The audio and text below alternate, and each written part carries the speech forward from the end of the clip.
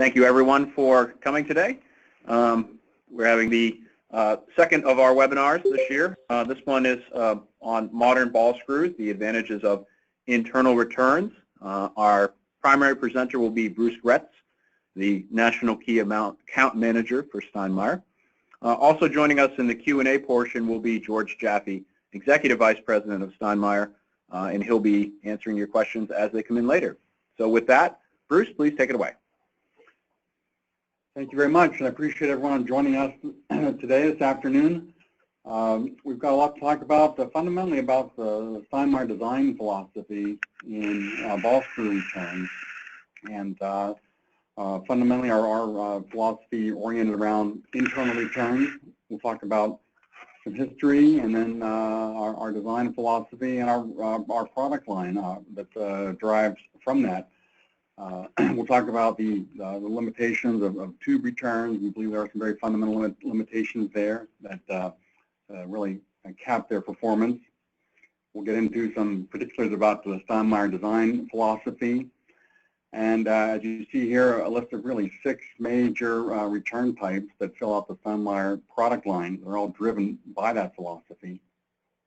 And then we'll wrap up with some conclusions and hopefully answer your questions. So let's get started. And I always like to start with a bit of history. I think it helps to understand where you've been, to understand where you are right now. Commercial ball screws really originated back in the 50s. And you see right here one of the original tube-style returns. This was from a Saginaw steering gear. If you got an old Ford Fairlane or maybe a Chevy Corvette or another such car, it's very likely to have this component inside, and as you see very clearly here, it features dual tube returns. It's very easy to fabricate and easy to assemble, and that's really how ball screws were first commercialized, and it's very easy to see why that choice was made. You bore holes in the nut body, bend a tube, insert the tube, and clip it in, and you're done. So it's a very natural type of design very early on. Of course, tube returns have evolved, as you would expect, over the years. Here's a picture below of a relatively modern tube return, and a schematic on the right side. But fundamentally, the same limitations and design parameters apply here. You've got a tube jutting outside of the outer diameter of the nut body, and as you can see, this requires a 90-degree deflection at both ends of the tube. End of the tube here, and when they leave the tube at the opposite end, being applied back onto the track. So those deflections are very extreme. And as a result of that, the fundamental design philosophy, the tube returns have quite a few specific limitations. This kind of direction change causes higher frictional losses, which generates more heat, and also creates higher variations in friction torque. There's also, of course, a higher risk of ball jamming, and we'll talk about the speed rating throughout the day as well. The DN value is limited to about 70,000, and that's computed as the maximum rotational speed in RPM multiplied by the shaft diameter in millimeters. So for tube returns, you're really limited to about 70,000. There's also a larger outer diameter required for the nut as a result of the tubes. So size and spacing can be challenging. Also, some type of a design feature in the tube is required to guide the ball back onto the track, either a pin or some type of a scoop, and those are often very small features which are subject to failure. And we've seen a lot of pin failures out in the field in tube returns, and it's a really significant design limitation of tubes. Also, there's a lubricant leak possibility. That borehole and tube is difficult to seal, and so you'll frequently see lubrication losses through the nut body. And then finally, tubes are generally incompatible with rotating nuts because of the asymmetrical radial forces as a result of the tubes. When a nut starts to rotate, it can cause some problems at any type of a speed. Now, Steinmeyer uses internal returns, and they're not simple to design. We have a very long history in development there, and there's a lot of complexity involved in internal returns, so it's not an easy solution.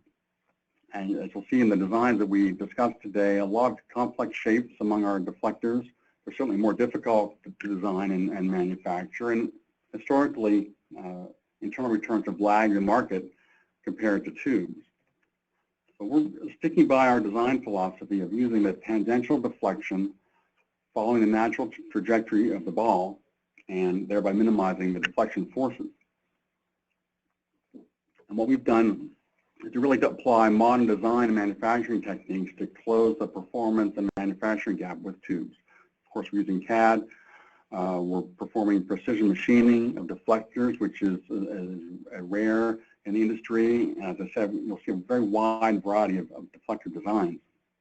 And the end result here is higher speed than the DN value of the nuts, higher efficiency, lower heat generation, and significantly higher reliability. And those are very, very important, of course, for almost any application. For industrial applications where servo control and precision servo control is required, that lower torque variation throughout the nut travel is also extremely important. So for all these reasons, Steinmeyer has never used and will never use a tube return. So let's get on to our design categories, and we'll delve into some detail on each of these. The first is the track-to-track return, and this is really our first return design and still the workhorse of the product line. As you can see in the schematic, the deflectors are removed and there are bore holes visible in the nut body, and they're labeled here also.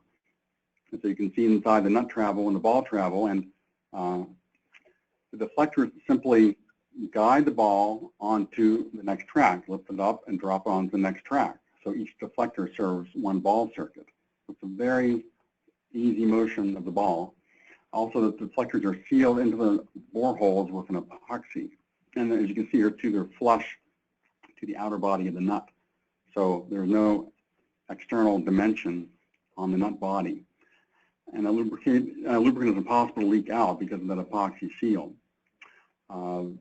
This design, a track-to-track return, is available on a very wide range of shaft diameters and nut types. As I said, it's really the workhorse of our product line. It's particularly preferable for small balls and for small lead diameter ratios, typically less than 0.5. The speed rating achieves 120,000. So it's a very significant increase from the 70,000 limitation of tubes, and for that reason is the widest and most popular choice today. The variation on the internal track-to-track is the liner return. As you can see, there's a liner piece that's inside the nut body, the blue piece here, and it's really multiple deflectors integrated into one piece. So you have a single component construction, and it's completely inside the nut. In fact, there are no bore holes required at all in this design. We developed this originally for the aerospace industry. It's got a very high load capacity and a short nut. You can see a great number of deflectors spaced close together inside the nut body for a very high, very dense load capacity. The single piece design of the deflectors makes assembly and reliability very easy, and it's also inherently fail-safe. If the liner fails, the ball will not fall out of the nut. They will lock in place, but they will not catastrophically fail, and that's critically important for aerospace applications.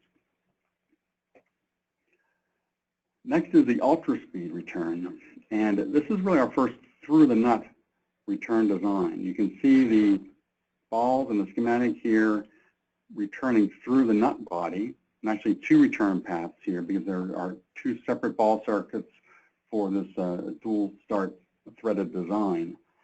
As a result, there's pairs of deflectors at each end of the nut body.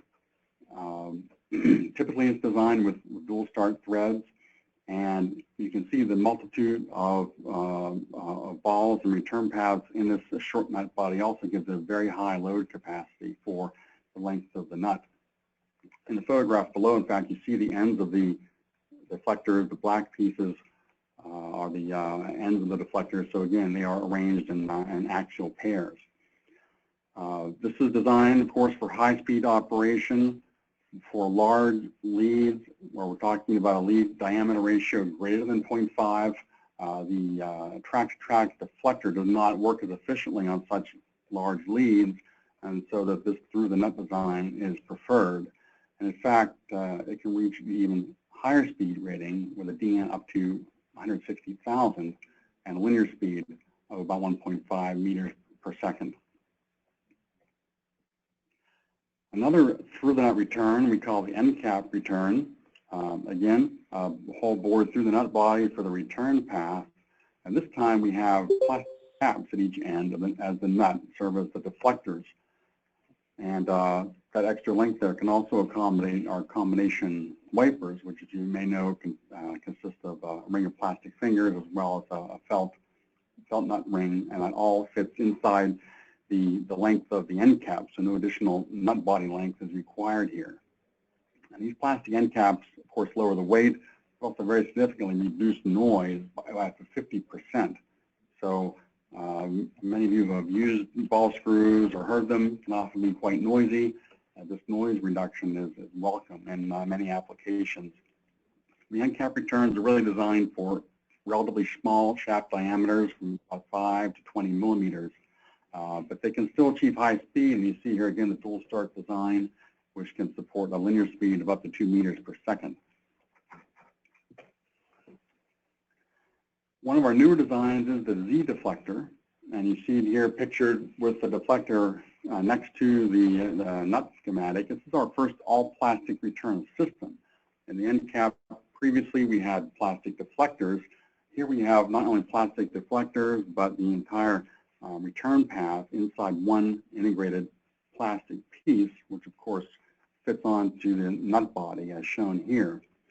This is primarily designed for shafts with solid bearing shoulders on both ends, and in that case it's impossible to assemble the nut onto the body with the balls. Here you have to assemble the nut and then assemble the ball as a second step, and then affix the deflector, and you're done. So this design accommodates that approach. We also have the ultra thrust return, and this is another utilization of a plastic return system. And here you see multiple plastic returns end to end to accommodate a very large number of balls and very high load capacity. Now, the ultra thrust line has been around for a few years, and if you've heard about it from Steinmeyer, you'll know that we originally employed the track-to-track return system for ultra thrust. We achieved a higher load rating there with large balls, starting with 15 millimeter ball sizes and eventually accommodating 19 millimeter ball sizes, still using the track-to-track return.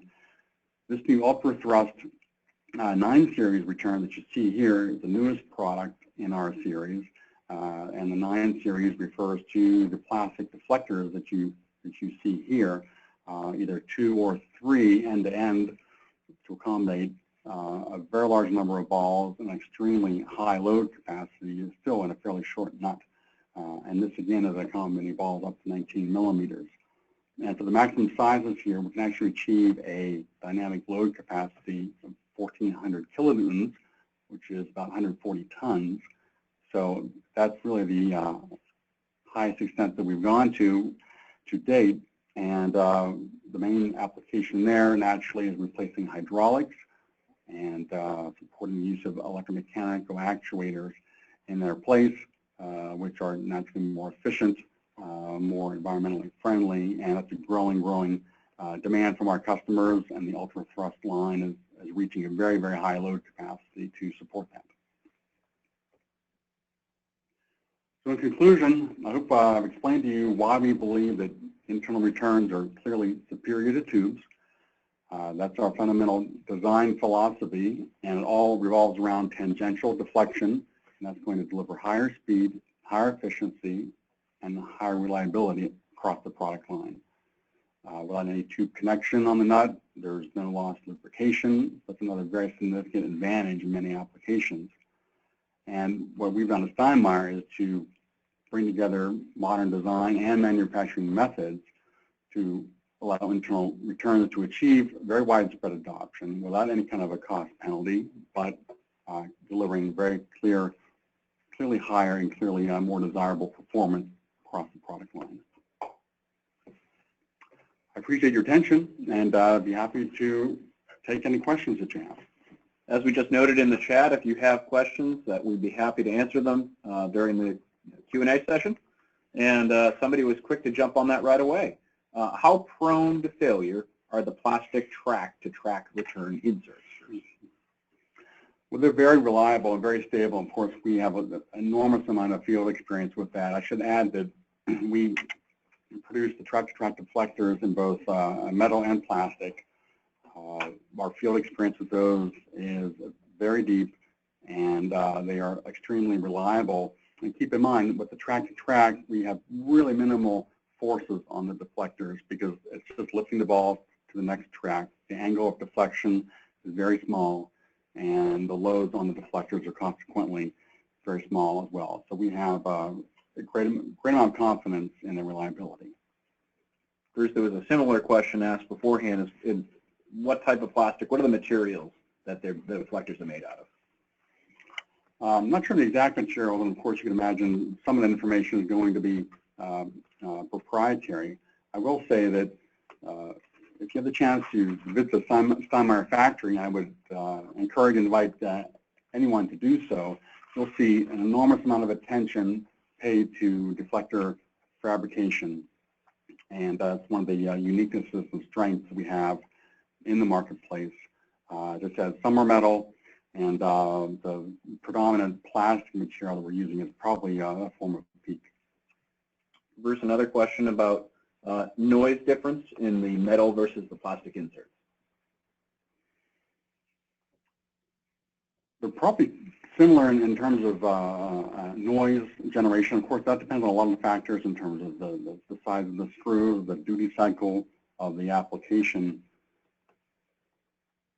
George, would you care to comment on the noise? Well, you know, plastic tends to be quieter, but you know, in rough terms, it's not. I mean, it can be several decibels, you know, quieter, but usually it's not an issue. There was a question asked before the webinar about the noise with tubes. Is that really a problem with them, or is it just simply they're just noisy? Well, you know, tubes are notoriously noisy, and the higher speed you try to run them, the larger the screw, the higher the noise. And so we've had many customers flagging that as an application problem, and with the end cap design, you see we've really tried to address that head on. So we're well aware of it, and the reason is that the marketplace has been asking for it very strongly. First, we have a few more questions that are coming in, and thank you all for sending them. Can you discuss your wiper seal technology? This particular person is in aerospace and is concerned about water entering the crossover and freezing, forcing the balls down the screw, resulting in damaged screws and ultimately screw failure. So maybe an aerospace discussion about how wiper seal technology can be combined with this. Well, generally speaking, we have a wide variety of wiper designs. You know, for the industrial world itself, we've designed several different wiper types, and we've been very innovative there. And aerospace, as you know, that's a continuing concern. We actually have a very innovative icebreaker design that we have implemented recently for aerospace. So we're quite active and innovative in wiper design. The next question, Bruce, says the nuts are usually coupled together to counteract moments and movements and forces. Why does the high thrust line have 3 instead of 4 ball lines? I believe it's 2. Well, we have, yeah, that's our newest product line, and it's currently configured with either 2 or 3 return circuits, and potentially that could be extended. But as you saw, the 3-circuit design is already reaching 140 tons in load capacity, so that's very, very high and capable of replacing hydraulics in quite a few applications. Another question that came in advance, Bruce, and again, if anyone out there has questions, we're more than happy to have Bruce address them, so please use the chat feature. Are internal returns more or less susceptible to damage if the ball, nut, and screw are misaligned? You know, misalignment is an ongoing concern and out in the field and a lot of industrial applications, in particular when you get into high speed, high dynamic load conditions, and some screws can be very sensitive to that. The tubes are notoriously more sensitive to misalignment, so that's one of the additional advantages of internal returns. And it all gets down to the forces applied to the deflectors, and we are a little more forgiving on misalignment. The reason why tubes are considered somewhat more susceptible is because with tubes you're pushing a lot more balls in the path, and that's the main reason. With the individual deflectors, you're only dealing with 2 or 3 balls.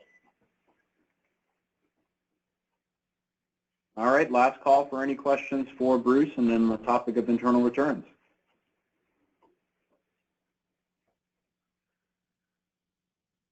Excellent.